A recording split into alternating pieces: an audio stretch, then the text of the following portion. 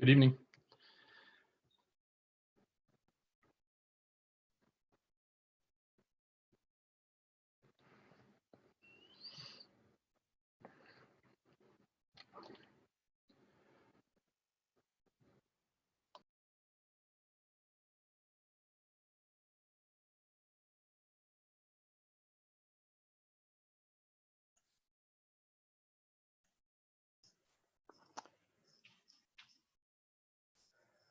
Good evening, everyone. Good evening.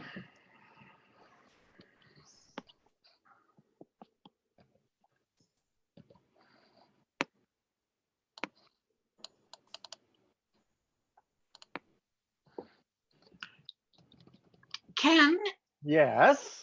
it's Jennifer. Do you know if anyone could send me the password?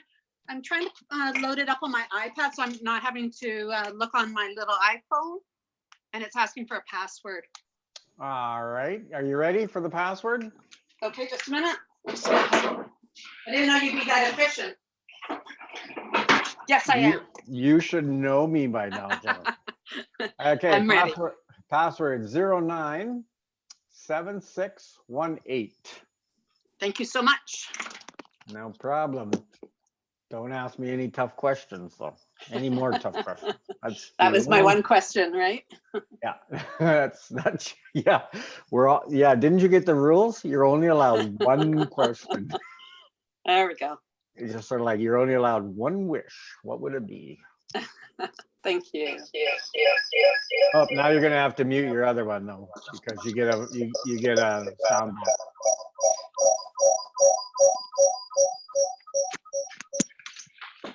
You got that, Jen? Yep. You got it. Yeah, you have to mute one or the other.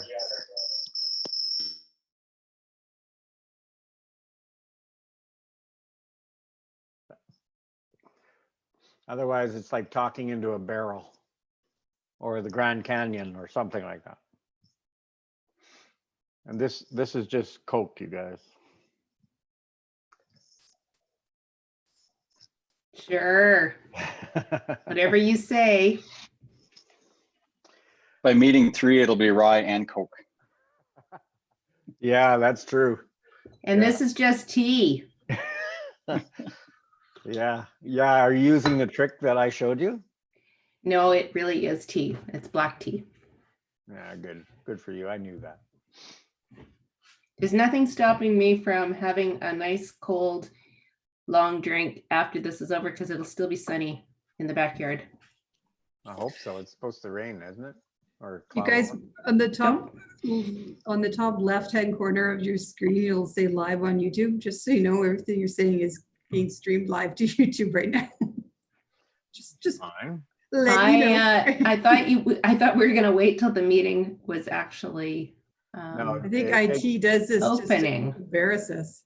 Oh, thanks, Yeah. IT. I see everyone except for Dan. I'm just waiting for, and I know he's coming because we were just in an ESAB meeting, so. And Sandine just says, I'm here but having audio trouble, bear with me. Okay. Sandine, type any questions you have into the chat box and maybe IT can help you. Oh, Jason. okay, IT. AKA Jason Wywall. Yeah, I can tell by his Poor little Jason. Muppet figure. Yeah. Okay, there's Dan. So I've got 1, 2, 3, 4, 5, 6. I got 7 public members, 3 elected. Trevor's is Kevin joining us? I believe he is. Was ESAB still going on? Yes, it was. Oh, okay. Well, we can start without Kevin. He can join us in. So So Kathy, just before you get going, Yep. I've got, my background is a picture of St. Albert and I'm only able to get 6. there you go. Okay. I think IT was sharing a screen. Okay. So they've stopped. Great. Yeah, so we can actually call it to order. Okay. I can see everybody now. Yay. Okay. Hi, everyone. This is exciting. So I will be official and do my governance stuff. I'll call this meeting to order. We probably have a ledge officer here taking notes. I'm not sure. Looking at participants. Yep, we do. Okay. Oh, Renee's there. Thanks, Renee. And Kevin, I think, will be joining us right away. And Sue Monson is outside. So next meeting, we should all be outside. Good for her. Okay. The very first thing on the agenda is welcome and introductions. And I'm going to go around the table and get each one of you to introduce yourself, say a little bit about yourself, and then I will take over with some opening comments. So I'm going to go with the two members of council first. So I can see Jackie. There you go, drinking her tea. Go ahead, Jackie. Thanks. Well, hi, everybody. It's really great to see you. I think we've got a fantastic group here. I'm Jackie Hansen, City Councilor, first term. Been a 25-year resident of St. Albert, and I don't know, I won't say anything more than that. We're really looking forward to seeing what this group can do, and I'm really honored and privileged to be part of it. Thank you. Do you want me to Sorry, just go ahead, Ken. Yeah. Yeah, no problem. Sorry for the delay. I guess we should have scripted it out prior to, but Ken Mckay, first term counselor as well. For those of you guys that don't know me, longtime resident of St. Albert, lots of experience in public service, both with municipal level governance, police service, and also then moving into the province. Sorry, Jason, not quite as much as yours, but just about.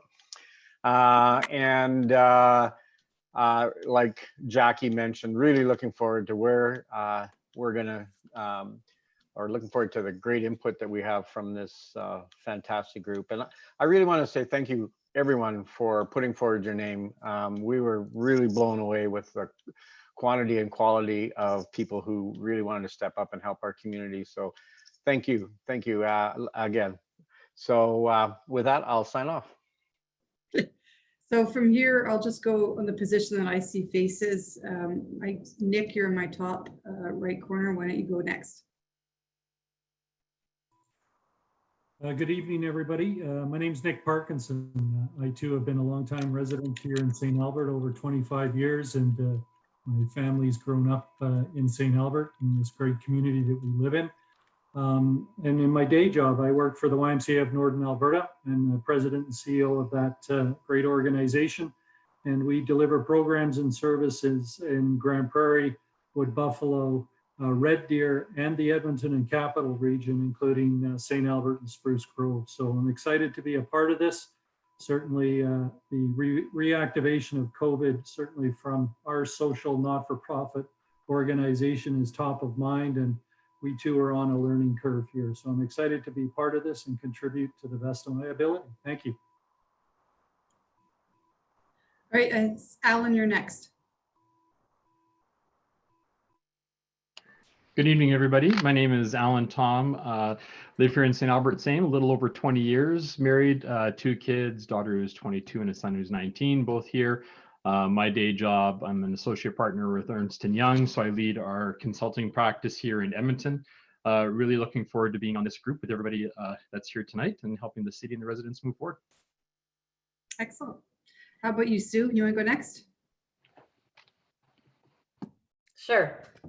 My name's Sue Monson. I work at Melcor Developments. I'm the vice president of the land development team, actively developing Jensen Lakes in St. Albert, and also have lived in St. Albert for pretty much my whole life. I did a stint in Edmonton, but I think most people try that. They do a stint. Yeah, I live here with my 2 daughters, ages 13 and 10, and really honored to be a part of this group, and hopefully we can work together and make some meaningful progress as we recover into this next chapter. Thank you. Oh, and sorry, I'm actually not outside. I just wanted to clear that up. I'm just sitting by the window. It's a beautiful question, though. Maybe next time we should all meet outside. Thank you. All right, Jason. Perfect. Thanks, Kathy, and everyone. Really honored to be here and to be part of this group. Really looking forward to the dialogue. Jason Cripps, I'm 22 year plus, coming up to 22 years as resident of St. Albert. It's a great place to raise a family, and been here since 98 with my spouse and our two boys pushing 20 and 18, now 19 and 17. Just newly minted as the president and CEO for the Alberta Forest Products Association. Excited about that role. Previous experience, just shy of 20 years with the province of Alberta in various capacities, the last 6.5 years as Deputy Minister of Economic Development, Trade and Tourism. Before that, Deputy Minister of Agriculture and Forestry.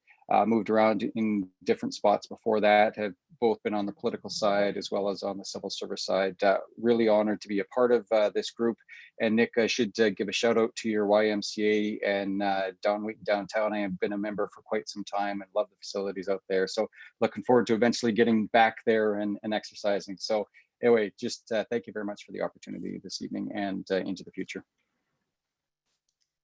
Jason, we have a lovely little workout center called Service Place if you ever want to try it out. Definitely have done that in the past.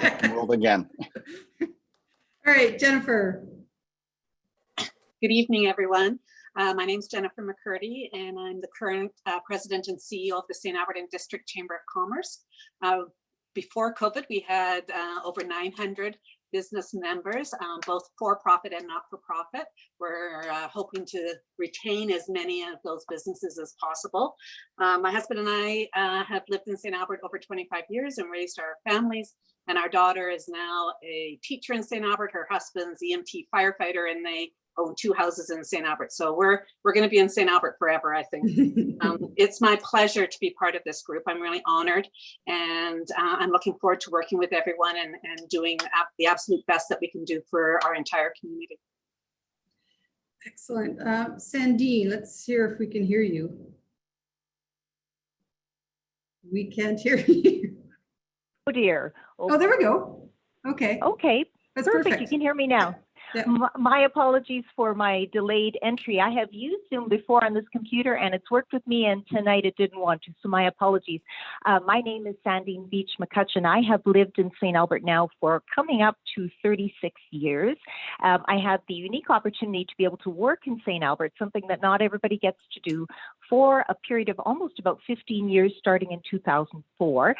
This included a fair length of time with the City of St. Albert in the Mayor's office, and then some opportunity within the nonprofits, most recently in the capacity of interim executive director for the Stop Abuse in Families Society. So it's that lens that I'm going to be bringing to this work, the opportunity to serve the community. I truly appreciate. And I think for all the things that this pandemic has taken from us, it's also given us this opportunity to vision ahead how we want things to look in terms of recovery and for our residents. And I'm excited to be a part of the group. Thank you. Thanks. And last but definitely not least, Mr. Holman. Maybe least. Good evening, everyone. I am, as has been said, quite honored to be a part of this task force. I'm not sure what quality or quantity Ken was referring to, but somehow I made the cut, so here I am. Again, my name is Dan Holman. I own Canadian Retail Solutions here in St. Albert. We work with about 350 retail companies across Canada. They represent about 1,300 retail stores. We support about 105 retailers here in Alberta, and of course, a very large handful here in St. Albert. We are the largest independent provider of retail technology in Canada. And so look forward to bringing a voice that perhaps surrounds a little bit of retail guidance to this task force. Excellent. All right, and we have a couple other people. Renee, do you want to just say hello and tell us who you are? Hi, I'm Renee Mcdonald. I'm the committee coordinator for this committee, and I work in legislative services. I'll be taking your minutes. I'll be working on your agendas. I'll be the person behind the scenes, trying to keep you organized.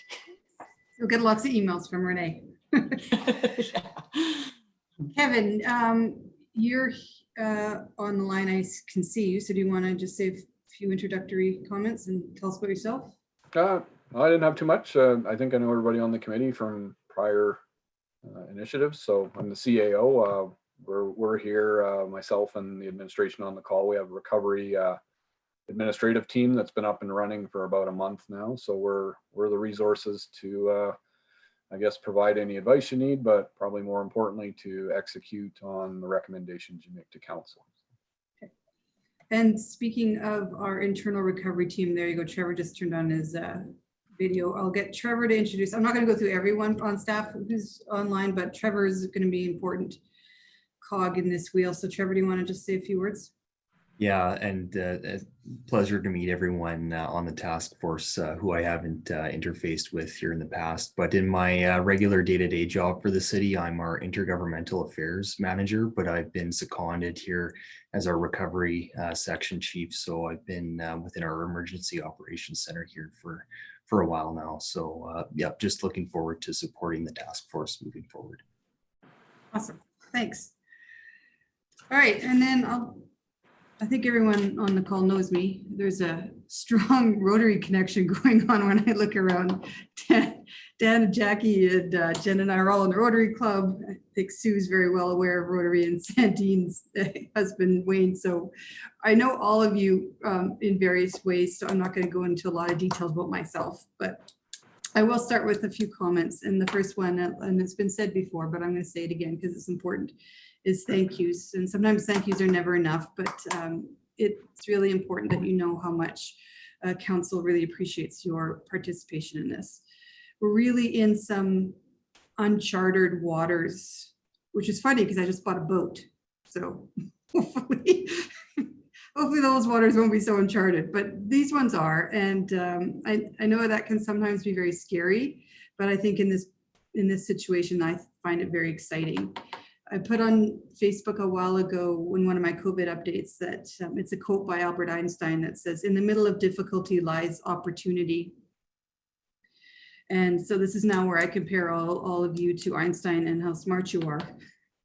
But, you know, I've always felt that St. Albert is such a wealth of great minds and thought leaders. We are a highly educated community.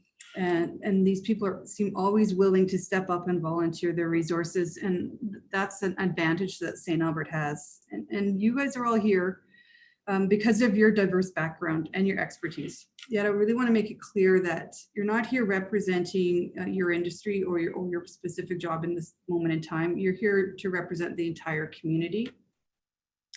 It's really nice to have some new faces. We get a lot of people applying for our community advisory committees, and sometimes it's the same people applying. So when I look around this, I hate saying this screen, but it's true. There are some new faces, so it's nice to get that participation. And council made a very deliberate effort to try to find a diverse group and a group that would work well together. So we've got business representation, we've got the not-for-profits, we've got crossovers because many of you do both. So I think this group is going to be able to produce a lot. And I want to, so you're going to get a lot of from the city today, but I want to let you know that the city's not here to lead this group. We're here to assist. You know, there's a lot of pre-work that has been done, and you're going to see it by our internal recovery team. They're essentially focused on the internal corporate operations, and this task force here is going to be about the community as a whole. I got lots of questions for you guys. You know, should we go back to the way things were? What was normal? Were the old ways the right ways? I think adaptability is going to be key. So should we support those willing to adapt over those who won't? Prioritize innovation and diversification. You know, we're in the middle or the back half of the response part of a crisis, and we're just starting to stabilize. And I think it's going to allow us to transform the city into something better than we were. And that's why I get excited. So I expect a lot of you guys, a lot of conversation, lots of ideas generated. I'm looking forward to hearing what you all think recovery might mean. And I'm going to take it. We have to do a vice chair election, but I'm just really looking forward to some ideas being generated from this group. And it's not really up to Ken and Jackie and I to do that work. It's up to you guys. So thank you for that. So moving on to agenda item 3. And by the way, I'm not going to run this task force like a typical council meeting with motions and chairs. If you want to speak, you can just speak up. I don't mind. It's a small group. There's always the opportunity to raise your hand in the participate tab at the bottom, but it might be just easier to have this conversation flow quite freely.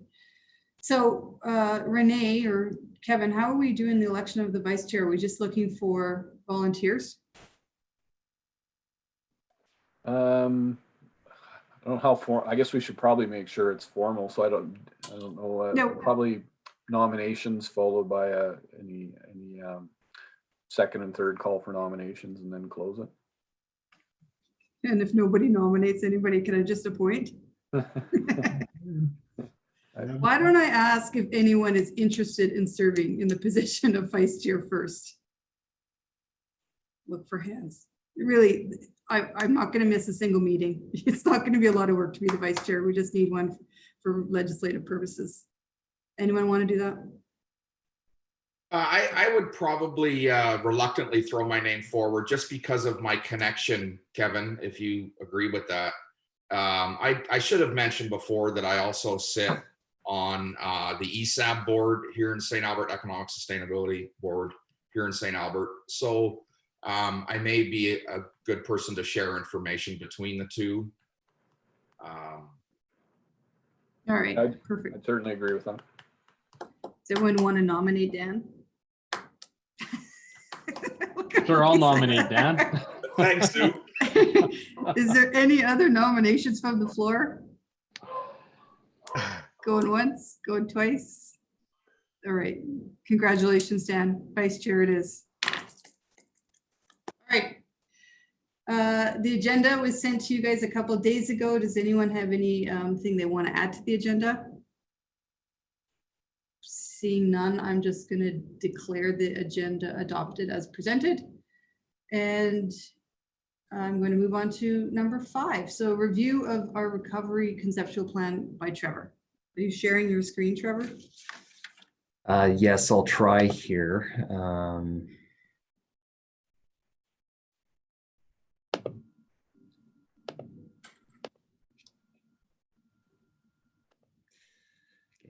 Can everyone see that? Mm-hmm. Okay. So yeah, for the task force's information, this conceptual plan was approved by St. Albert Council back on April 20th. And I guess since that point in time, the recovery team within the EOC has been supporting our re-entry efforts as well as planning for other aspects of the corporate recovery. And then of course, council appointed our 7 public members last week as well. So, so this conceptual plan essentially frames our recovery efforts overall from both the corporate and community perspective. And so maybe I'll just walk through this quickly. So kind of starting from the left-hand side, we have a variety of kind of guiding questions and principles for the project overall.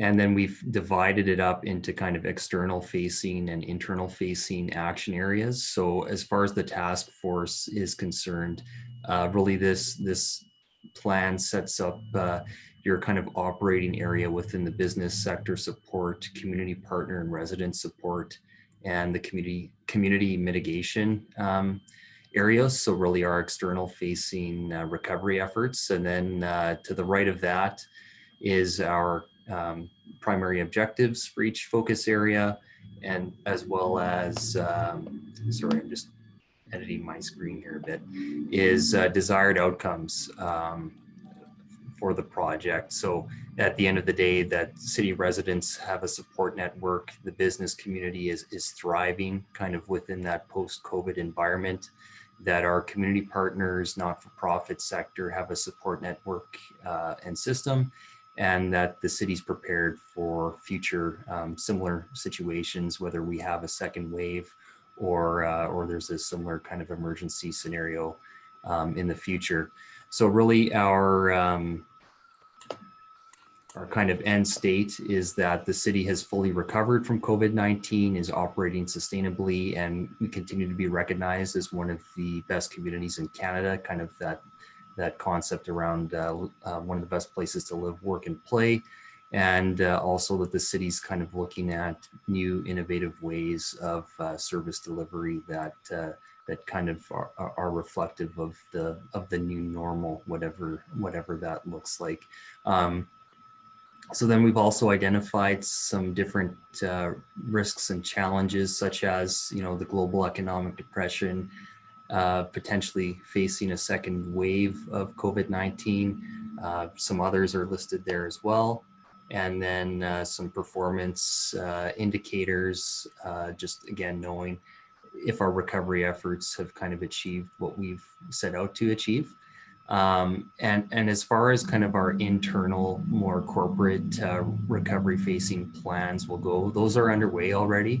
And I think it's our intent that we'll continue to provide information updates to the task force kind of regarding that work. And there might be some a little bit of overlap or interface between the two.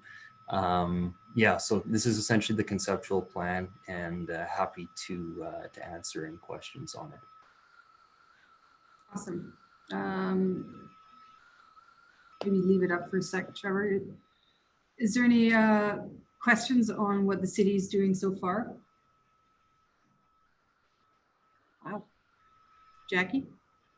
I know that council passed this as a conceptual plan, but would it be fair to say that this is a fluid document for this group, and as things go along, there might be some things that we want to add into it or not?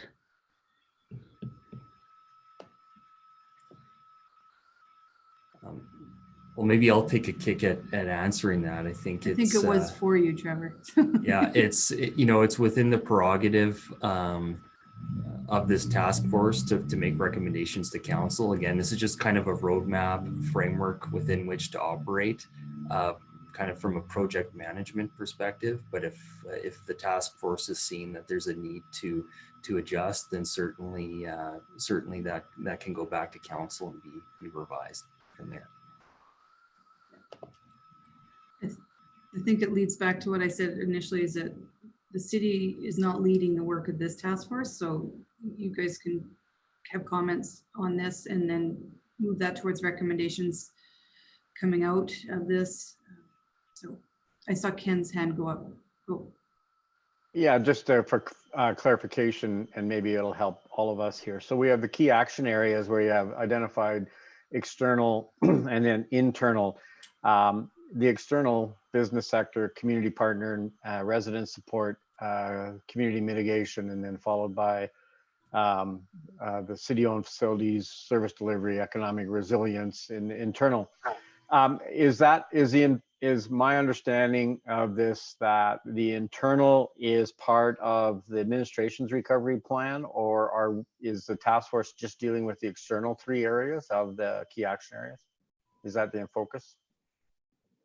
Yes, that's correct, Councillor Mackay. The bottom part there is really, I guess, what the administration is working on in terms of internal, like as it's outlined there, our employees, getting our facilities back up and operating, and longer-term plans for those. I guess back to Councillor Hansen's question, this is a conceptual plan. It's meant to really be a guiding document. Depending on where the task force wants to go, you can always develop, I guess, more detailed plans supporting this. If there's something glaring missing from this, certainly it can be changed. But I guess for the committee's background, we actually had this peer reviewed by recovery experts, one of them from St. Albert, actually. And so this is kind of the gold standard, so to speak. But again, it's only meant to be a guiding document. The actual activities and initiatives and strategies would be probably formulated in a bit of a lower level plan, so to speak. So reading this across from left to right in your conceptual plan, the primary objectives in that box as it relates to 1, 2, and 3 would tie into external? Yes, that's correct. Okay, just for clarity of the diagram then, 4, 5, and 6 are internal. So I guess the question, Madam Mayor, is in relation to external. Is that the 3 areas that this committee seems to capture everything that we're trying or what we're looking at? Do you see something else in there, or do you sense that there's some additional descriptors of what we need to do? Is it like a definition, I guess? Like, what do we mean by each one of those 3? I mean, what do we mean by business sector support? And we could further define that as this committee meets. Yeah, I'm not saying now. Yeah, I would also say that even though the internal key action areas are the focus of Trevor and his team, I don't think there's anything from preventing this committee to have an opinion on, let's say, service delivery or something that is internal. Maybe it's business license or something that, or approvals with planning, those things that could accelerate development and investment in the community that might have internal functions. We should be able to be open to looking at that as well. So I'm just trying to determine, just for the sake of like trying to make sure that we know our scope in relation to what we're trying to achieve here. And are we hitting what every one of our task force members think that is what we should be hitting on from that high level perspective? Well, why don't we ask the task force? Well, I think I just did. Yeah, exactly. Yeah. Go ahead, Alan.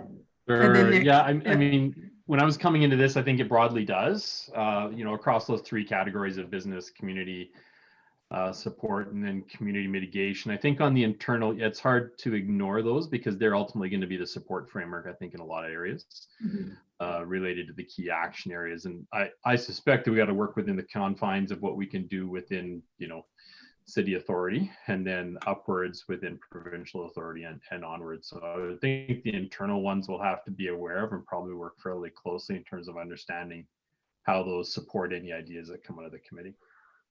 But otherwise, yeah, it feels directionally what I would have expected. Okay. Nick?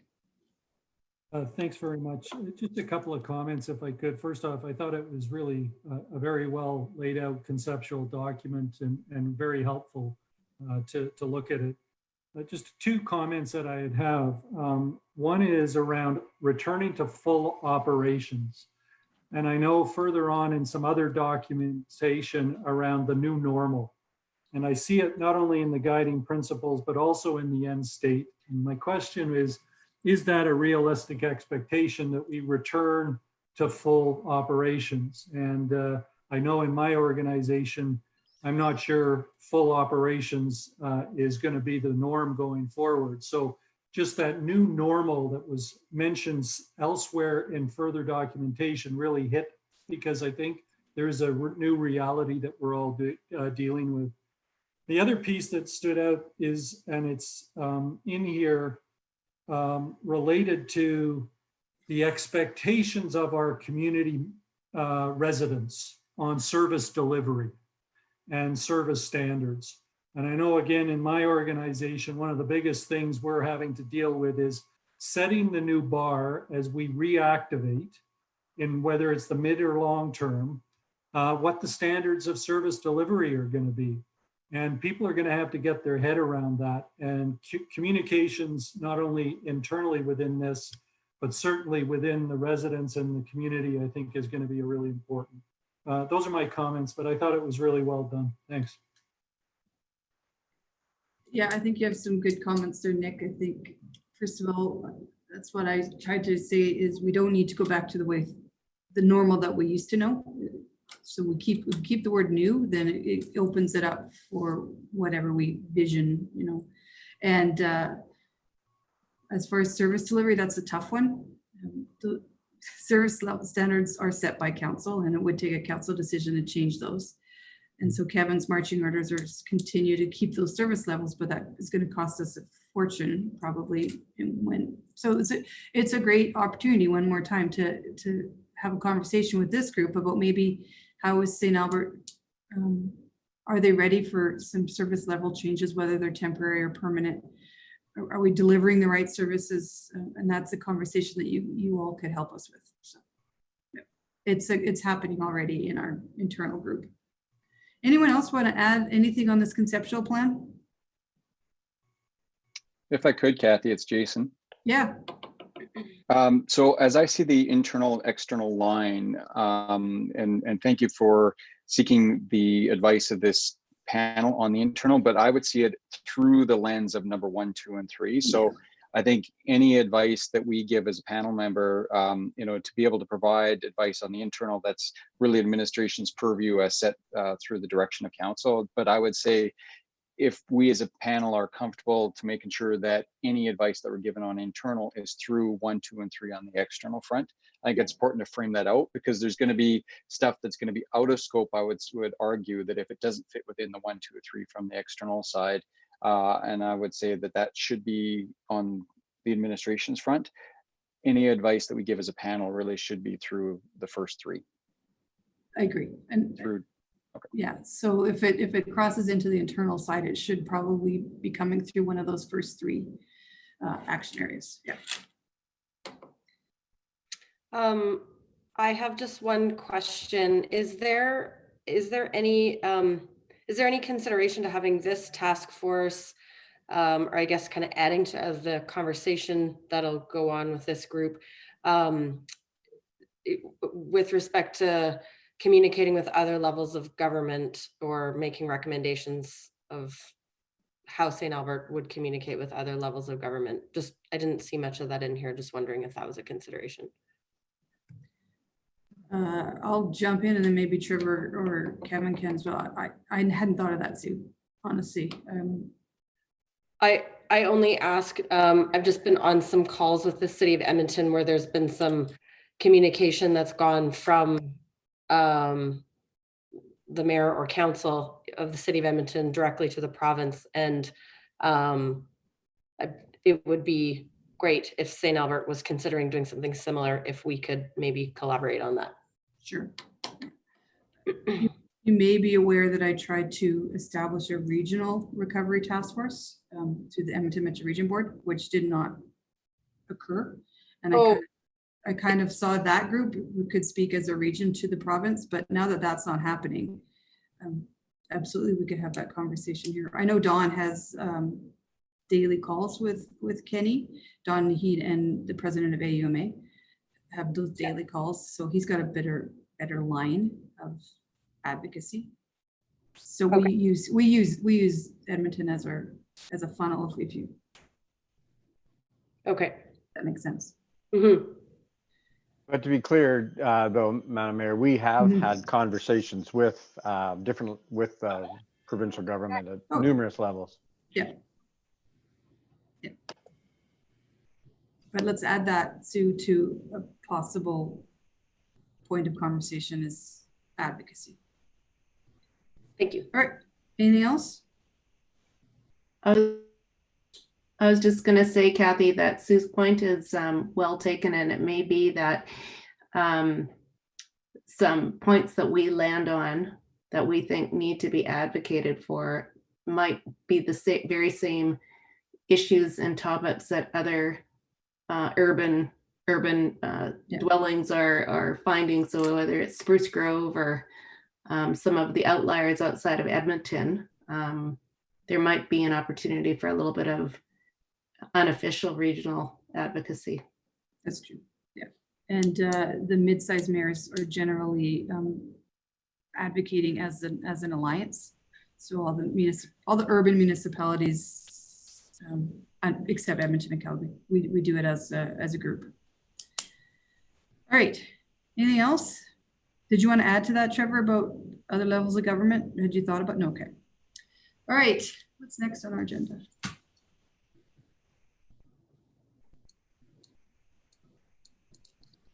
Okay. Review and socialization of potential terms of reference. Oof.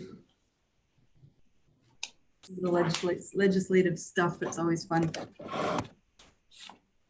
So Trevor, are you going through this, or do we get David to do it, or how are we doing this? Yeah, I can walk the task force through it, and I'll just try and share my screen here again.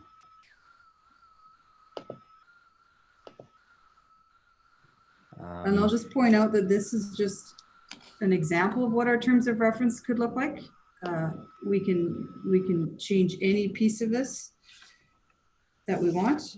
This is just kind of a standard one that the city has, but we need to, part of the recommendation that council approved was that this committee does their own terms of reference. Walk us through it, Trevor.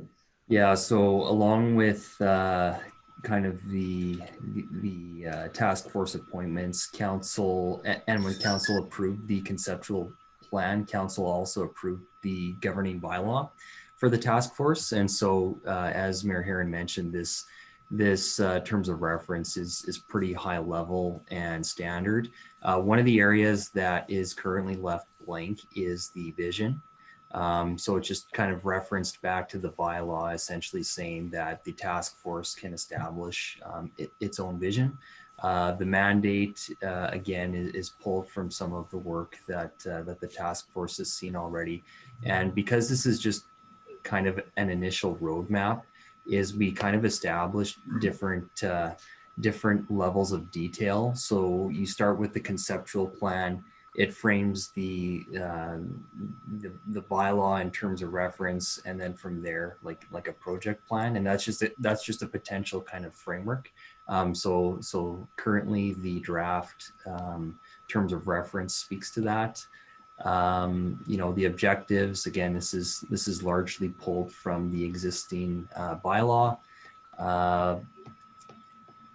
Speak to kind of the legislative aspects about how the meeting is run. And again, just so everyone's aware as well, is because this is technically a council committee, like our meetings will be, the public can watch them. We're being streamed on YouTube right now. I think the intent is that the sooner we can meet in person, we'll aim to do that. Because this is a council committee, the task force does have the opportunity to meet in camera if it's kind of legislatively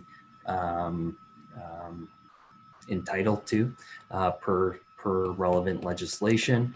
And again, then we just get into some of the semantics around, again, that our meetings are public, the order of business, the agendas. We'll try and get those out a couple days in advance. In terms of communications, we have kind of our regular legislative support here to take the minutes of every meeting, and resources. You know, right now the task force is basically provided the same level of administrative support as other committees of council, and at this point in time doesn't have any kind of budgetary decision-making authority, but is recommendation in nature in terms of providing recommendations to council. So with that, Madam Mayor, happy to answer any questions or receive any feedback from the task force. All right, seeing no hands up right away, Trevor, it's already come to my attention about media. And so under the communications section, should we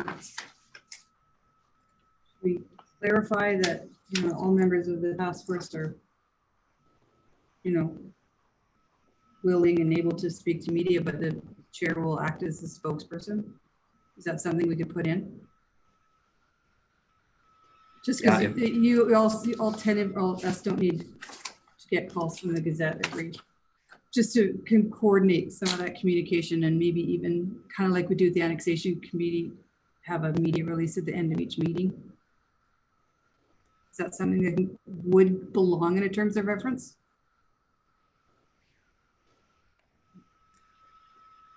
Yeah, we can certainly put it there if the task force chooses so. Okay. Great. Any comments on terms of reference? Pretty standard.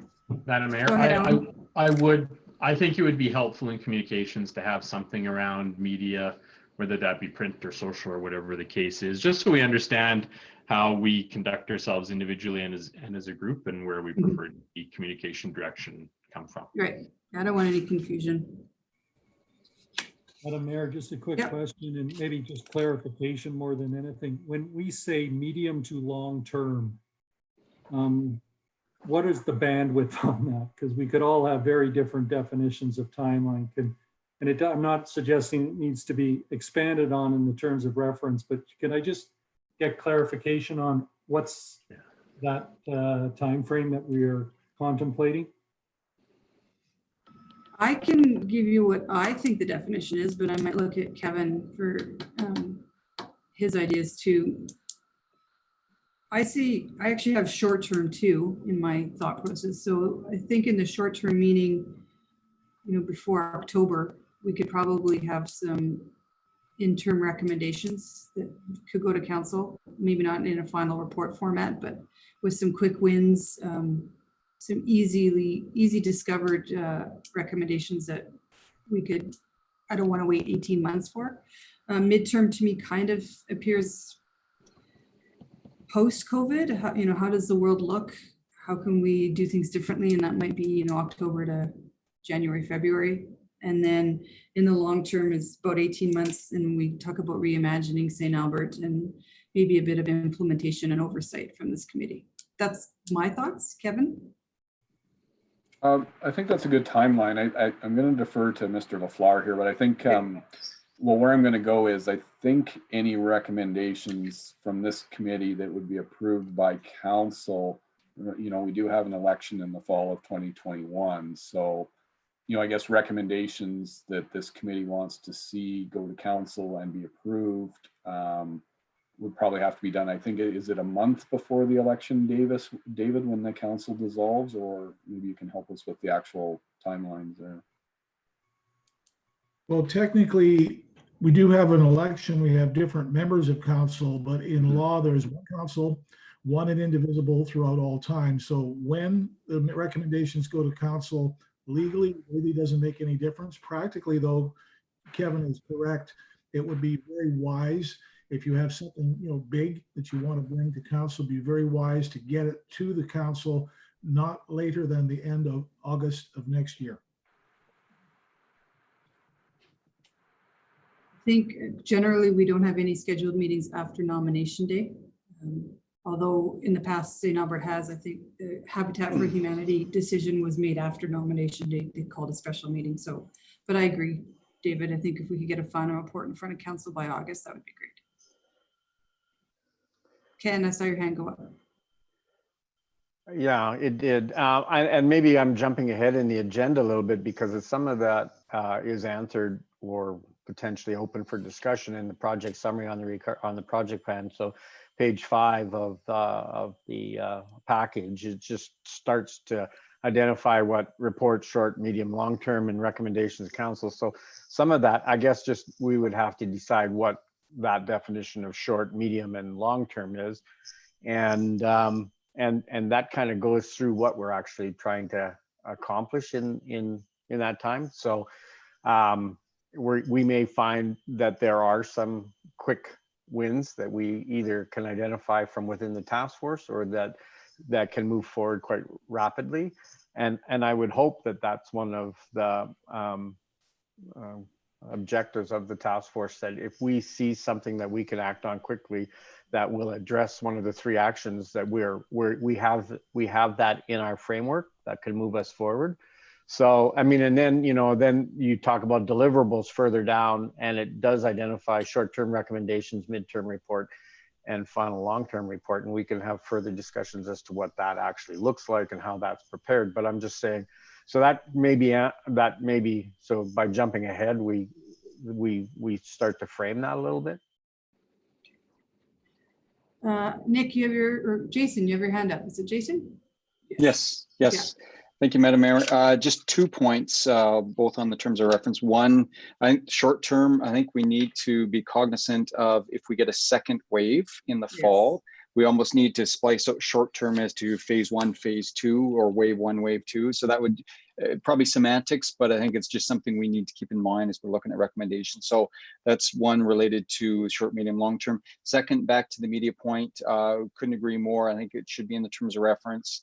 Like the fact that we should have concurrence that the chair, and in absence the vice chair, is our spokesperson.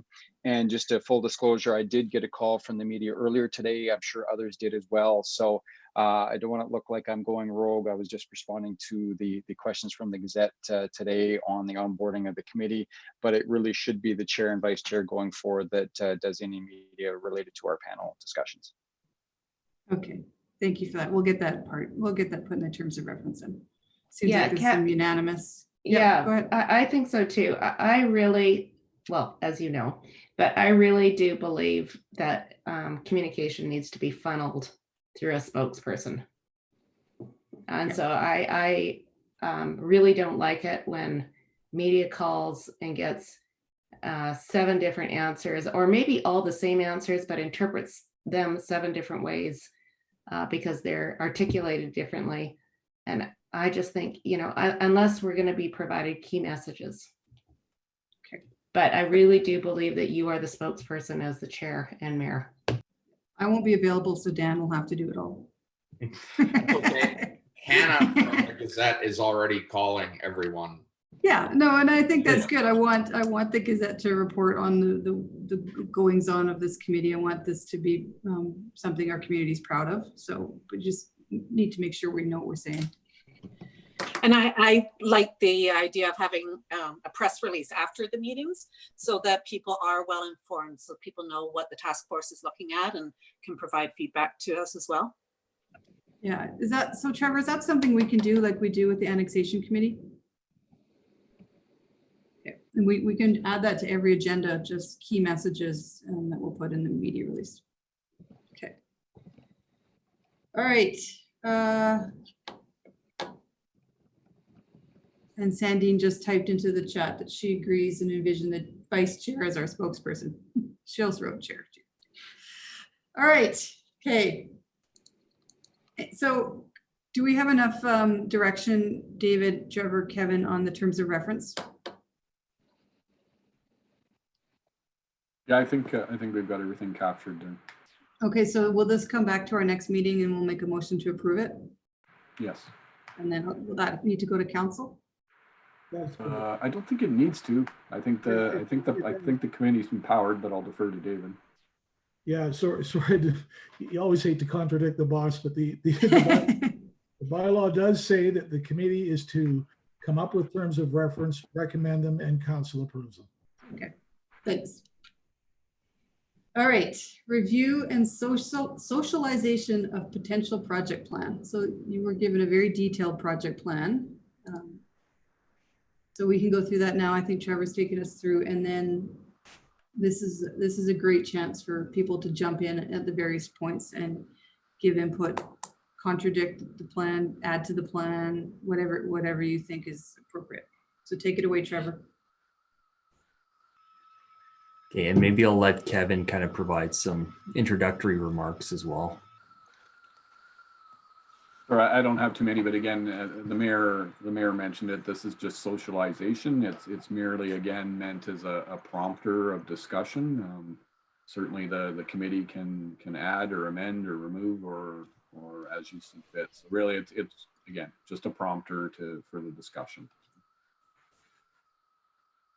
Okay, yeah. So I guess just starting on the first page there, some tentative project objectives, kind of framing that short, medium, long-term recommendations to council, focusing within those 3 external focus areas: business sector support, community partner support, future community mitigation strategies.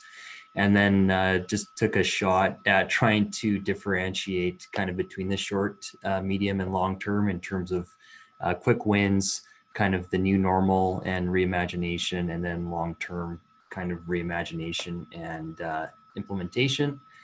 And then again, just pull the rest of this page, essentially just pulls from the conceptual plan. So looking at some different operating principles, the mandate. We've identified who the task members are, and then just where the resources are in terms of providing kind of administrative support to this task force.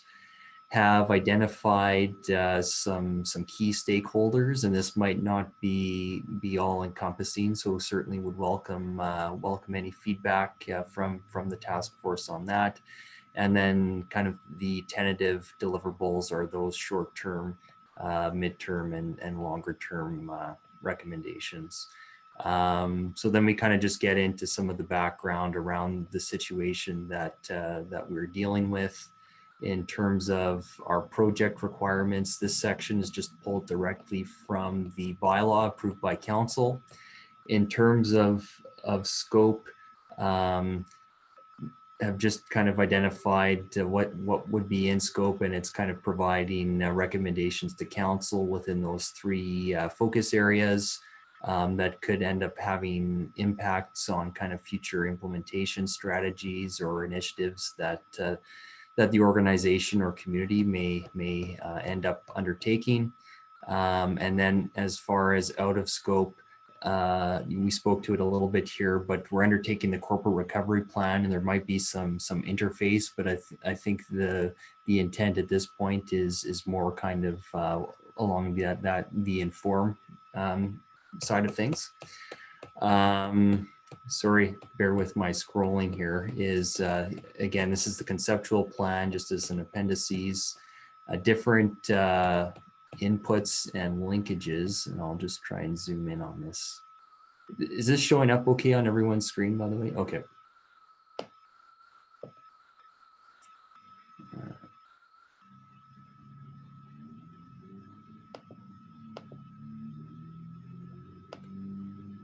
So again, I've just pulled some different reports or initiatives that the task force may want to take into consideration, kind of moving forward.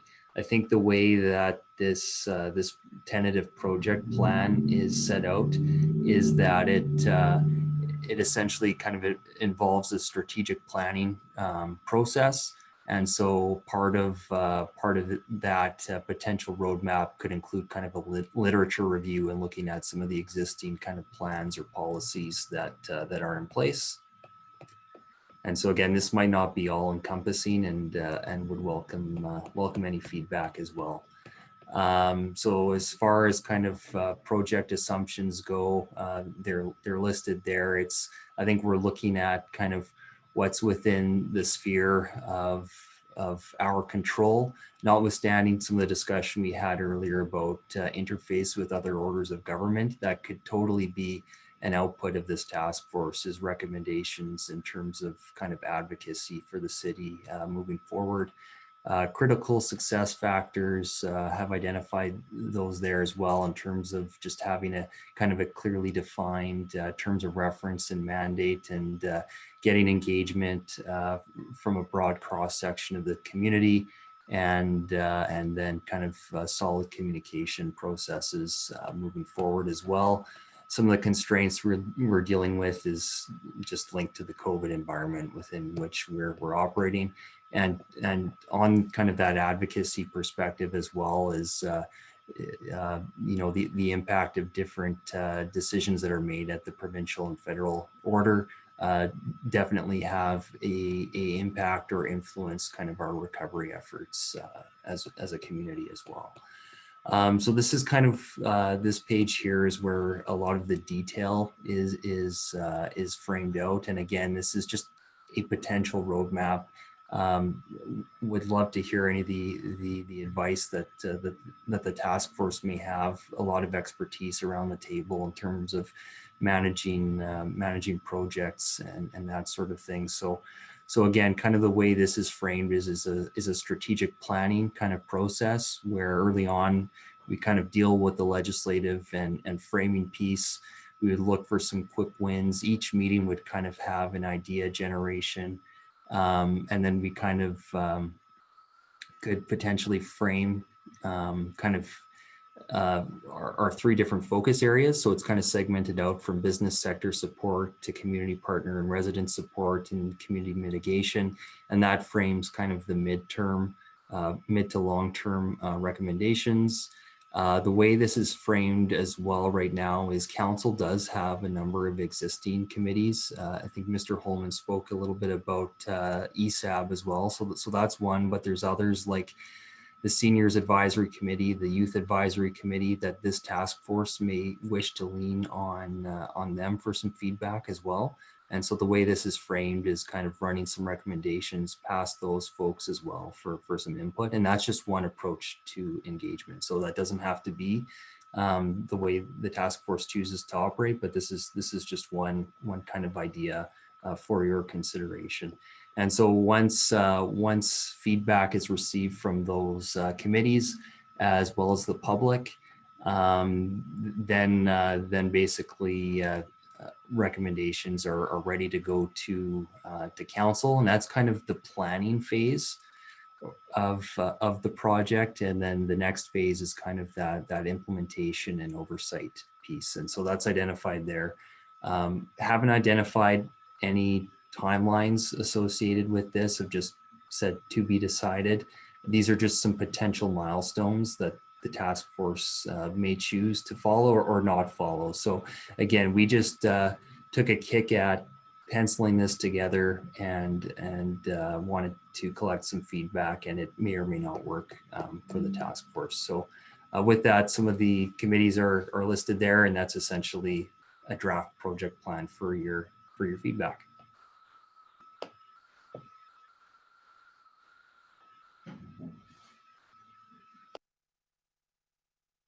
Sorry, I muted myself. We will refrain from jokes on speaking when not knowing they're muted or not unmuted. Let's go back to the very beginning, Trevor. Maybe get input on pieces of it.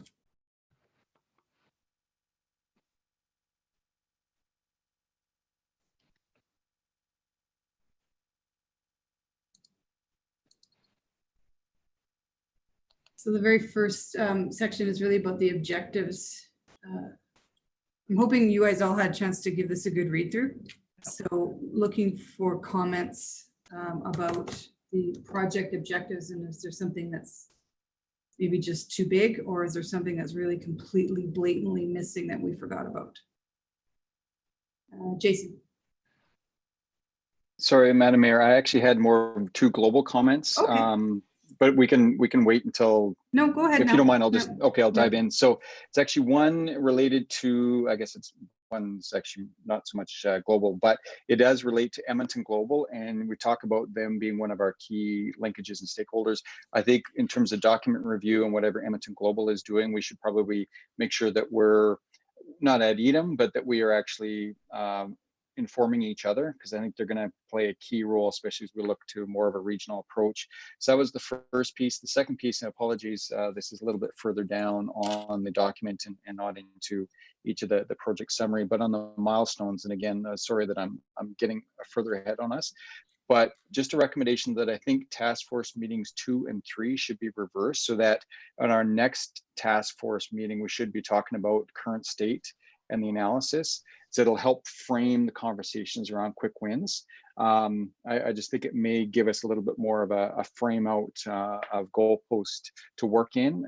But those are just two comments off the top. Good. That's a good point. Speaking about Edmonton Global, the chair of Esab works for Edmonton Global. So we've got a strong connection there, St. Albert resident. And when I've spoken to Malcolm Bruce, I don't know if they're doing anything on recovery, to tell you the truth. And that was kind of my point about doing a regional recovery through the Metro Region Board. They've got their own niche, and that's mostly about investment and into the region, but not so much about the current existing businesses in the region. So, but your point is well taken, and we will probably have that connection, because they are listed in Trevor's group of stakeholders. So, yeah. And Trevor, I think that's probably a good idea to move the pestle analysis up a week. or a meeting, not a week. What do you think? Can you get it done? Okay, you could just leave yourself unmuted.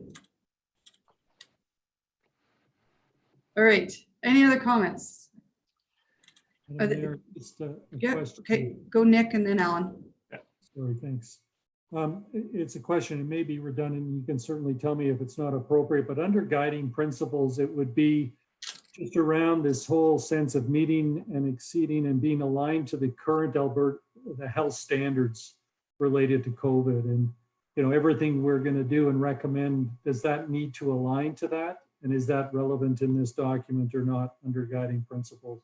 I didn't see it jump out, and I thought it's guiding all of our behaviors today and will be, I guess, into the future, whether we have wave twos or we continue to traject in the right direction. So we'll leave that for consideration.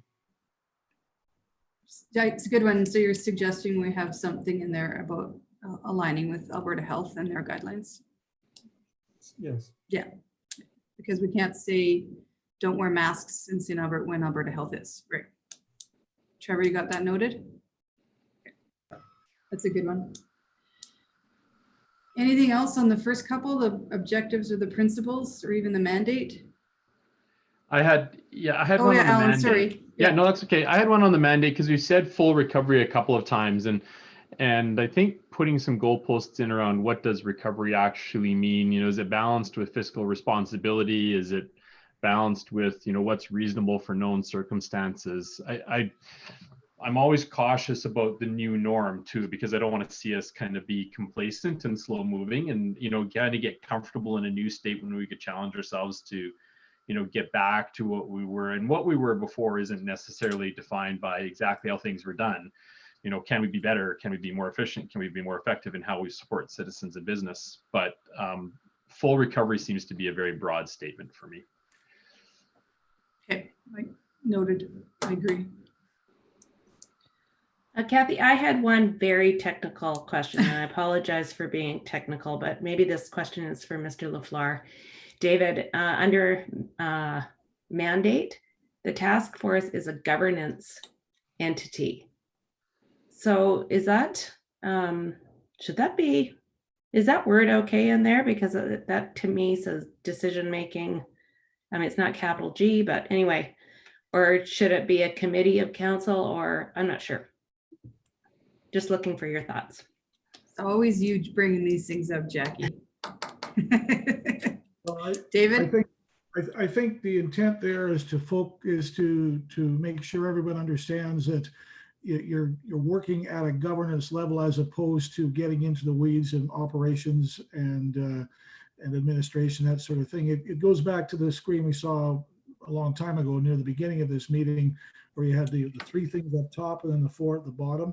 I think that's all that's intended there, is to say stay at a governance level.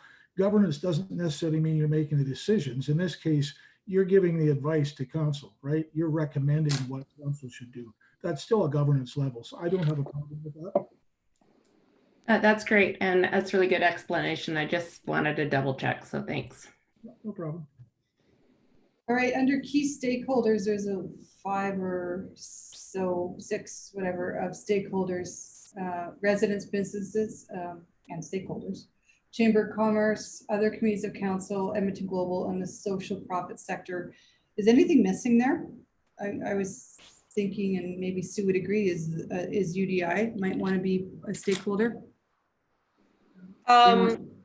Yeah, I think UDI would be a stakeholder. And then back to my initial comment about other levels of government, I don't know if that would be considered a stakeholder, but I think that there'll be some, I guess, links to the work that we accomplish on this committee to maybe other committees working with other layers of government. And so there may be some connections made. Don't know if that deems them a stakeholder or not, but just wanted to make that point.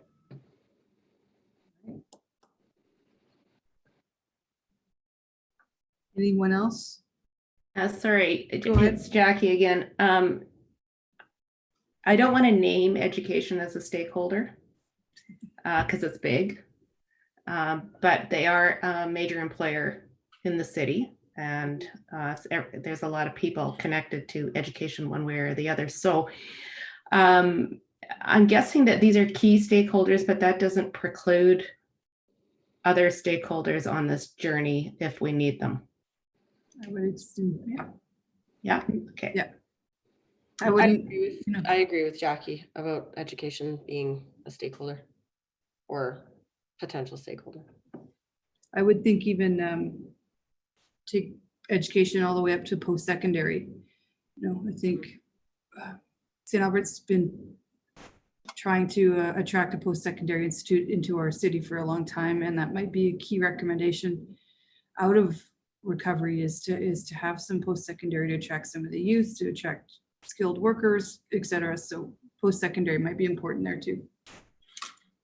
And just to add to that, what about our medical professions? Should they not be part of this discussion? Or are we getting too detailed? It's a good question, Jen. I'm not sure how that would look. Anyone else have a thought?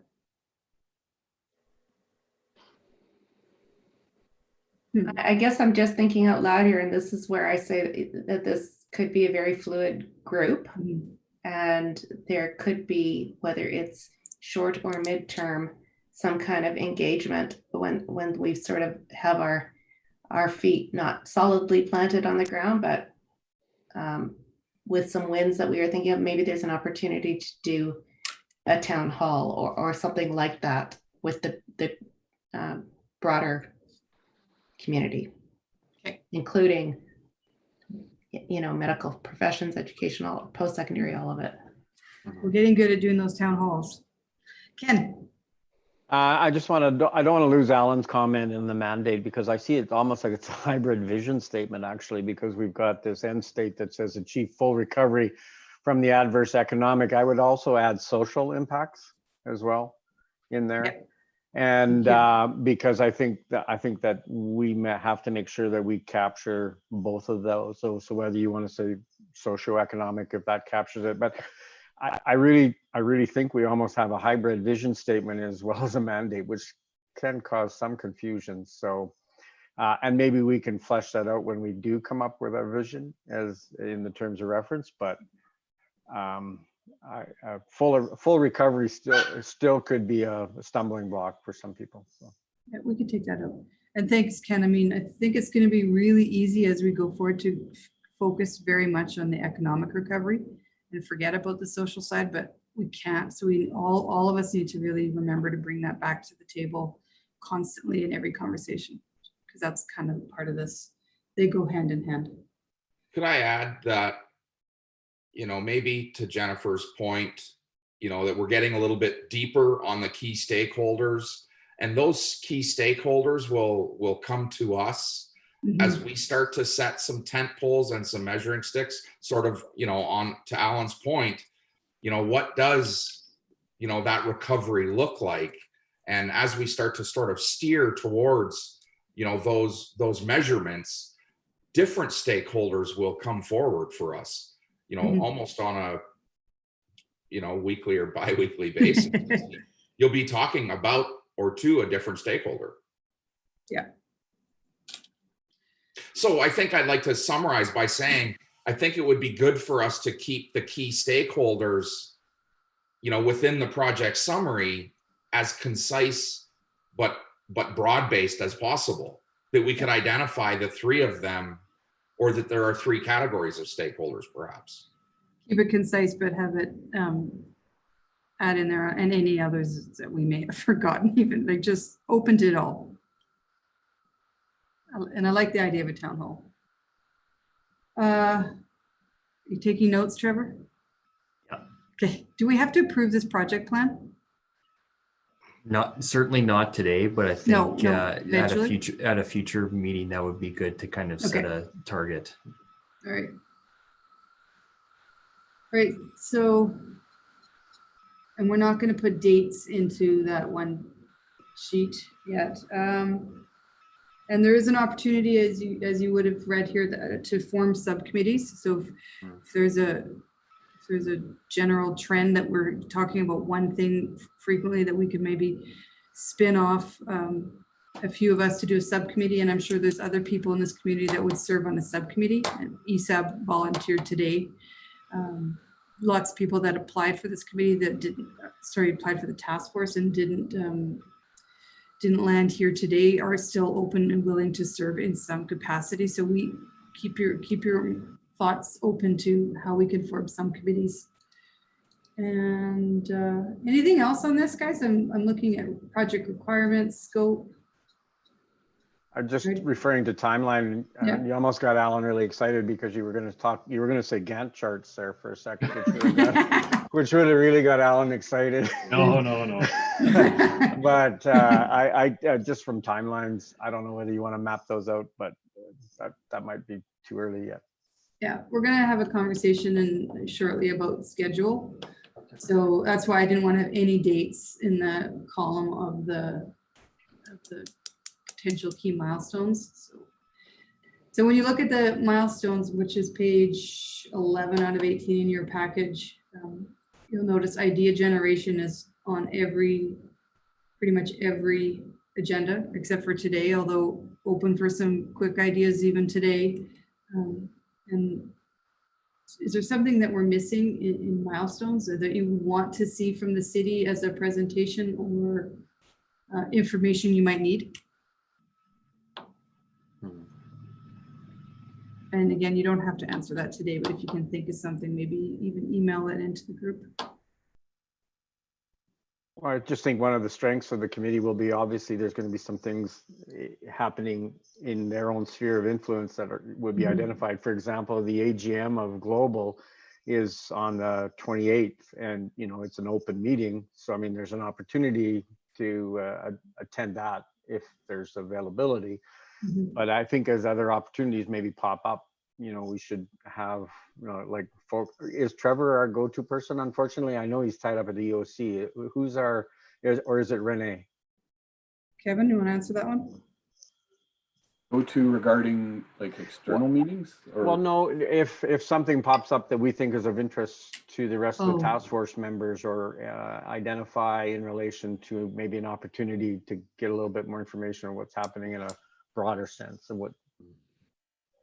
Yeah, well, I mean, we can coordinate it through lead services, or there's probably not an issue with just emailing each other. And I'll defer to Mr. LaFleur on that with respect to FOIP and that.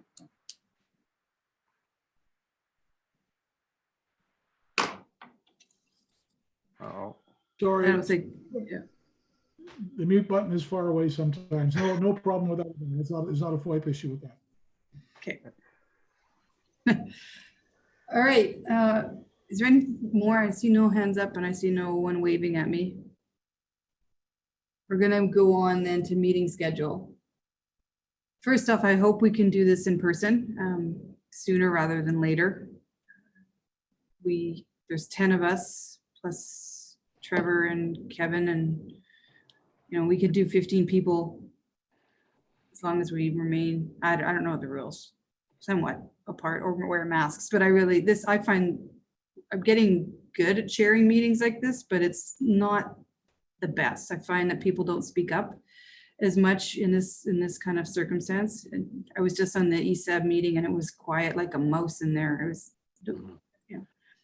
and I don't want to call people out, but I really need people to speak in this. So we'll Kevin and I and Trevor will do our best to try to get an in-person meeting as soon as we are allowed to, even if we have to meet outside, maybe that would be the best choice. But I said earlier that is meeting every second week too ambitious, or is everyone willing to commit to that for now? Between now and maybe the end of the summer. And if you can't come in person and that's what we're doing, then we can set up a Zoom call to participate with the group. Is that give me a thumbs up if everyone's okay with that? Yeah, I think for Alan, I think that's fine. Getting at it sooner than later. I'm not sure that ties necessarily to the key milestones. Like, I don't think we would move that quickly through everything, but no, maybe. Yeah, like it might be 2 meetings between one of these major milestone meetings, one of these, right? But yeah, happy to go every 2 weeks. Yeah, we might just have meetings that we just sit and toss ideas around without staff providing a presentation. and Yeah, all if we that want to kind of get stuff, yeah. momentum, yeah, if we want to get momentum, I think it needs to be more than once a month for Yeah. sure. Anyone have a problem with that? Okay. I'm going to assume it will be Renee, or somebody will send a doodle poll, and we'll probably get a good full summer of meetings into your calendar as soon as possible so that you can plan around them. And appreciate that time is summer, and we normally take a break, but we're going to be pushing forward on this. And then maybe by the end of the summer, we'll determine if we can go down to once a month. But it's up to you guys.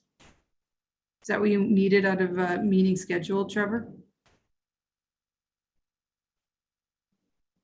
Yeah. All right, I'm going to open it up to roundtable now. We can call this idea generation part of the meeting. And I'm going to go backwards. I'll start with Mr. Holman. Go ahead, Dan. Well, I don't have anything today to add in idea generation.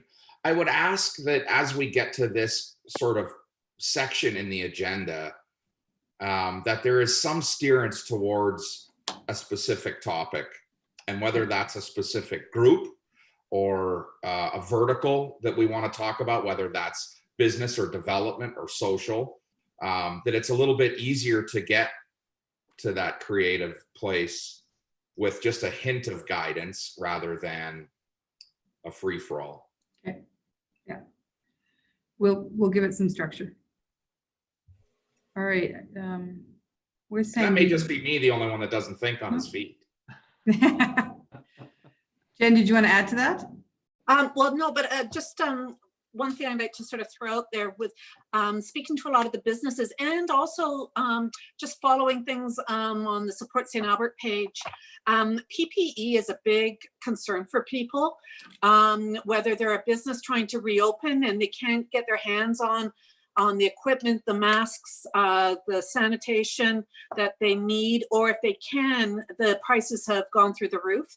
And also residents are, they're scrambling trying to find masks or get, and I throw that out there. If we can come up with a way to help our residents and our businesses in acquiring any PPE, that might be something, that might be a quick win. That would be a quick win. Yeah. I think the province has a email address that you can email, and they do, and they are not providing anything other. They don't have the capacity to provide anything except to the emergency services. Okay. All right. Yeah, go ahead. Even for ourselves, we've been trying to get the gel sanitizers for our automatic machines for the farmers market, and we are number 480 on a wait list. And they just keep putting the emergency, as rightly they should be, at the top. So, and we're just one group looking for things. Yeah, that's true. Somebody posted on my Facebook page about masks, and there was a bunch of responses on it today where you can get them and who's making them. And we have local businesses doing hand sanitizer. So those are the connections that we maybe need to provide through ECDEV. Yeah. Okay. I guess that I can just add to that. There was a update from the province today, effective July 1st. You basically have to find your own suppliers. Like even the St. Albert's going to have to find our own suppliers. They won't be going through the province anymore. And we have some smart businesses in the community that are making products in a large amount, quantum chemical, but we need to connect them with maybe Orion Plastics to say, can you come up with the device that is, not touching it and it's coming out. I think we have an opportunity to connect some businesses together and provide that. Okay. All right. So I did Dan and then Jen for roundtable. Sandine, are you still with us?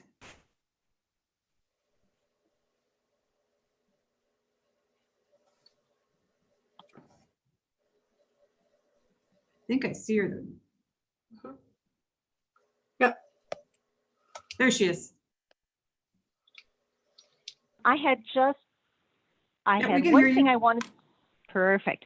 One thing I was thinking might be beneficial for the committee, we have a list of all of council's committees for our reference as stakeholders. Would it be beneficial to have a list of all of the social agencies, particularly the ones that council supports in some way with funding? When people think about the nonprofits, they typically have one or two they have in mind, maybe not aware of all that we have. Is that something we could get as well for the group to have as a reference? It is. So when I went through the agenda for today's meeting with Kevin and Trevor last week, there was a presentation from economic development on the agenda, and I postponed it, I guess you could say, because I didn't want, once again, the financial and economy side of this task force to take priority over the social side. So Trevor, correct me if I'm wrong, probably in one of our first meetings, maybe even 2 weeks from now, we can get a presentation from Shauna NecDev and the director of community support development at the same time, and then that presentation would give us all the social service agencies sending. Is that the plan, Trevor? Yeah, and I'd say too, like the way our recovery task force, or sorry, our recovery team within the EOC is structured is to kind of support this task force. So we have representatives from economic development, from CSD, and trying to ensure that we capture all three of those external focus areas moving forward. So absolutely, that's something we can bring forward. And I'll just say to Ms. Mccurdy's comment, I believe we have a list of local vendors that are providing that PPE on our website, so we can send that link to the task force here at the end of the meeting if that would work as well. Awesome. There you go. All right, so I'm going to make sure that is on the next agenda, that we do those two presentations from those two sectors in the corporation focused on economic development and the psychosocial side. All right, I've lost track on who's going next, so I'll just, Sue, how about you? Roundtable.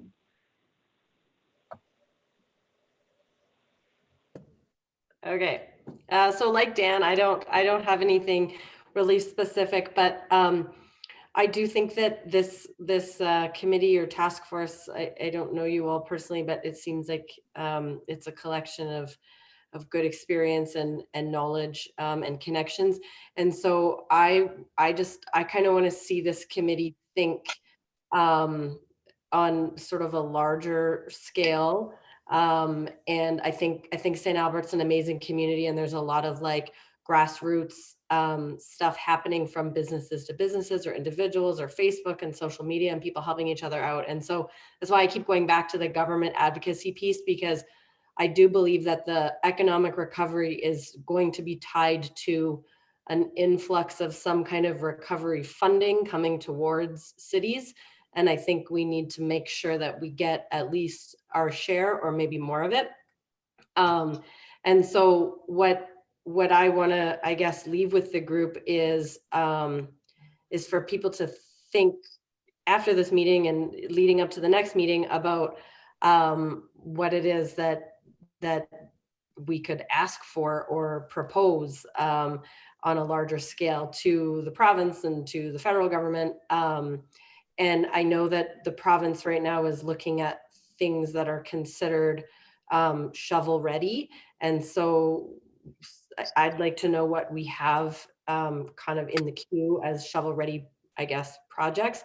But I also know there's some new language being thrown around, and it's not just shovel ready, it's shovel worthy. And so it can't just be like sort of kitschy or cute or something that we just think is luxurious and nice to have in St. Albert. It has to have like a really meaningful economic impact with respect to jobs and like offshoots of other forms of investment. And so so that's what I want to ask everybody to think about for the next meeting, I guess. Okay. And just so everybody here knows, we have submitted our shovel ready projects. And I would say they are definitely shovel worthy. We had a longer list, but we narrowed it down to just a couple.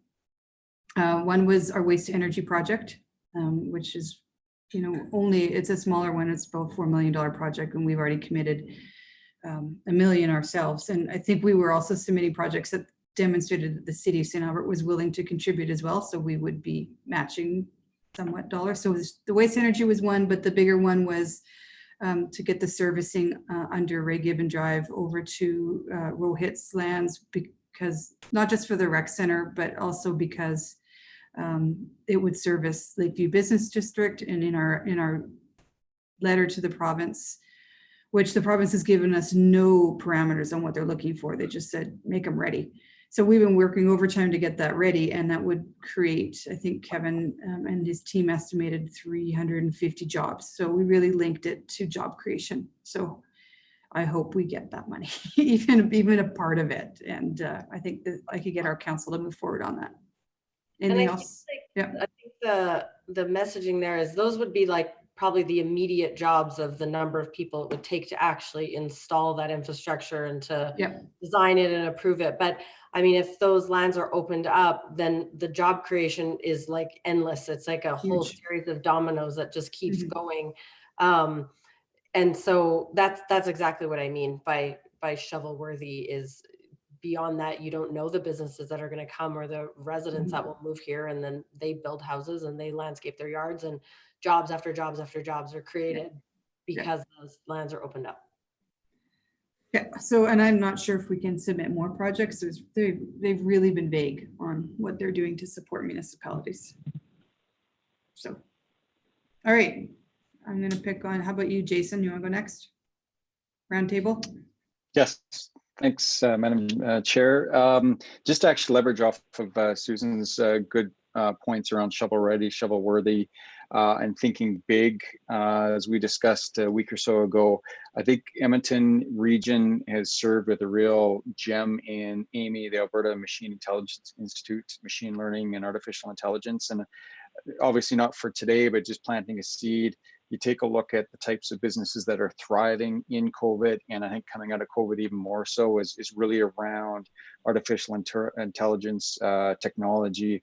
And I think we are close to that hub with Amy, and I think we need to look at positioning ourselves to take advantage of that great hub. They are literally either second or third ranked in the world in their space of quantum or of machine learning and artificial intelligence. And I think it's an opportunity missed if we don't find a way to try to leverage ourselves in that tech space. So again, not for today, but just to plant a seed for our members to think about into their future meetings. Cool. Nick. Yeah, thanks, Madam Mayor. Just two quick points. One from a perspective and about knowledge and being informed on the issues and the current state. There's so much information that is flowing out there in the world, in Canada and Alberta, about the state of the world today. And as a suggestion, I think it would be helpful for me, maybe some of my colleagues on the task force, if there was a way that we could get relevant St. Albert information, surveys, status, economics, residents, based on those three categories, that would help inform us so that we're coming from a place of being more informed. I know just top of mind, we surveyed 2,300 of our childcare families about returning and reopening childcare. What we found out is only 33% of want childcare right now. And the rest of them are not ready to come back. So for me to get informed on, the three areas around economic development, the community partners and residents, I think would be helpful if there's information that could be done and bundled and advanced to us to help us inform all along this journey, I think would be very helpful. I am particularly concerned, Madam Mayor, and you mentioned this about just the mental health and well-being of people and, that social impact that COVID is having as well. And I'm glad it's on here. So some of those things I think could really help us. So that's one. As a suggestion. And the other was, just while I've got the floor, was I too have received a call from the St. Albert Gazette. I have not called back and wanted to do so after getting advice from here today. So if I could get direction, are we going through the chair or the vice chair, or what's the direction that I should be taking? Thanks.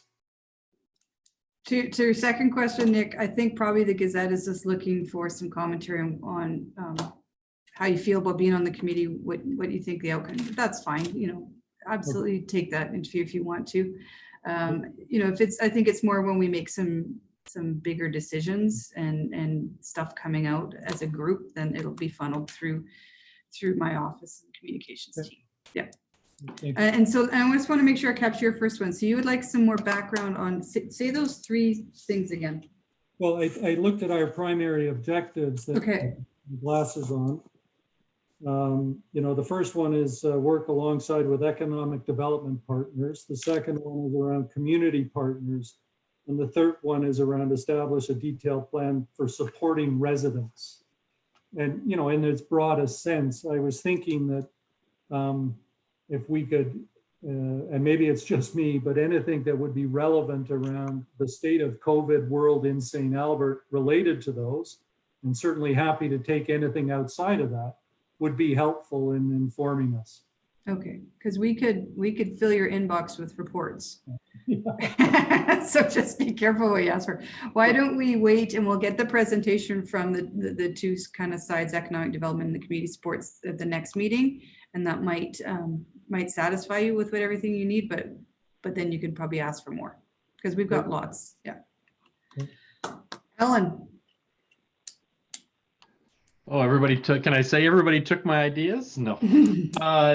Look, I think just to build on the last comment, it's going to be interesting to see as you come up with ideas to reinvigorate and rebuild the business sector in the city, how the comfort of its residents feel in terms of getting out and supporting that. And while they may want to fully and understand the importance, I think there's two things: their comfort and their feeling that they're safe, which is a bit of work, I think, against the general you know, campaign and constant messaging. But also we want people to spend money, but there's many people who don't have the money to spend necessarily. So we need to think in our plans how we balance those along with building that business sector and rebuilding it. And then reporting, you know, building the support networks for our community groups that do help those in need. So I think it'll be good. For one, I look forward to being educated, I think, more in terms of what St. Albert offers. I probably don't have the same level of knowledge that I should in that, so it'll be helpful to see. And then since everybody else is the same, I had a call from the Gazette. I will return that call and express my acceptance to being part of this work, and then defer after that for a commentary. Okay. I think the point about we want people to spend money, but they might not have money to spend. I think what we want is the money they do have to spend needs to stay in St. Albert. Honestly, we launched a, what are we calling it? Love St. Albert. I can't remember. I just tweeted it out earlier. Whatever. Love local St. Albert. That's what it is. Right. Campaign today. So that's the kind of conversations I want this group to really. So actually, go to our city website when we're done here and look at the Love Local St. Albert campaign. Love your ideas and thoughts on how that's shaping up and how we can make it, promote it and push it out into the community and stuff like that. But that's how Active is just a little bit ahead of us right now in this task force, but there's lots of stuff we can do. So I'm going to open it up. Is that everyone besides Ken and Jackie? I'm going to let Jackie speak, but Ken just goes on and on and on. So go ahead, Jackie. Thanks, Mayor. Yeah, a lot of what others have said. You know, I've been thinking about, I do think this group has the ability over the next little while to build momentum around the campaign that we choose to do, and whether that's shop local or whether that's looking after our vulnerable people, whether that's keeping St. Albert safe, all of those things. I think we have this great opportunity. I will be having an opportunity to chair a meeting on Friday of all the cities in Alberta around social issues. And top of mind in that meeting will be domestic violence and some other social vulnerable issues. And so I'll be listening quite carefully to what other cities in the province are dealing with. And hopefully some of that information can be used to help inform us here as well. But yeah, I think that Well, I think that's all I'll say. I mean, the city of Edmonton's got a lot going on. There's so many places that we can tack on to. Like Dan says, we just got to learn, we got to be succinct about it. And so that we've got a really good, strong plan going forward. Thanks, everybody. It's been a great night. Yep. All right, Ken, follow Jackie's lead. All right. Okay. No problem. I accept that. I accept your commentary. But I will be brief because obviously everything's been said, and what I hope for from being a member of the task force was certainly talked about. And I think it's important even to pick up on what Jason's saying about what are the opportunities, because we do know, and I'll be interested in knowing, Sean, in your presentation when we have it, what are some of the key factors in businesses that were successful during this time, and what are some of the factors that maybe stalled out some businesses, and were some of those businesses perhaps on their way out anyways, and why, and did this just expedite that? But then also picking up on then going forward, what are the opportunities that we can leverage off of this? Do we prop some of these up, or do we move on and develop new lines? But also then not losing what Jackie was saying, that's vital, because there is a big mental health component that speaks to the fear of whether people will shop the same way they always have, because there are now going to be opportunities perhaps to conduct their businesses a different way. So, but my whole background in policing was domestic violence and vulnerable youth. So I'm very, very passionate about those as well. So anyways, that was as succinct as you're going to get out of me. It was good, Ken. And you guys got to remember, Ken and Jackie and I love working together, and we make fun of each other all the time. So, which means they pick on me all the time. All right, and I guess I'll just wrap it up. I'm looking forward to some ideas. We've already I have had emails requesting that we expedite outdoor patios. So watch what other municipalities are doing. Edmonton's doing that. So if you hear of a municipality doing something innovative, for sure bring it forward. There's going to be my homelessness task force is going to be wrapping up in about a month or so. So that'll be a report that might feed into this committee, because homelessness is going to be an issue in St. Albert. Yeah, I don't have much more to say other than thank yous. This has been a really good start to it, and feel free to email each other. Feel free to email me. We can have communications in between our every 2-week meetings, just to make sure things are flowing. But that's all I got for you guys. Anything else? Kevin, Trevor? Nope, good from our point. All right. Kathy, can we have a list? Can we get a 1-pager of everybody's contact information, or just emails? Renee, can you do that? Is everybody okay with getting a cell phone number? Okay. Yeah, I'm seeing nods. Okay, thanks. Yeah, send us our emails and our cell phones. I don't want yours. You text while you drive, so that's bad. All right, we're adjourned. Madam Mayor, sorry, Jason, not trying to delay the end. No. Something was said earlier about in-person meeting. I think as soon as we can do that, respecting social distance, the better. I think that whole storming, forming, norming, the storming and forming is critically important for this panel, like any other committee. And so I would just, certainly put my weight behind us being able to get in person as soon as we socially distance and can. Yeah. What are the rules, Trevor? Under 15 in an indoor setting, and do you still have to stay 2 feet apart? As of right now, 6 feet, yeah. Yeah, I think as of right now, that's my understanding. I didn't catch the 3:30 press conference, so it might have changed. But thank you for that comment. It's definitely on our radar, and we'll aim to facilitate that as soon as it's feasible.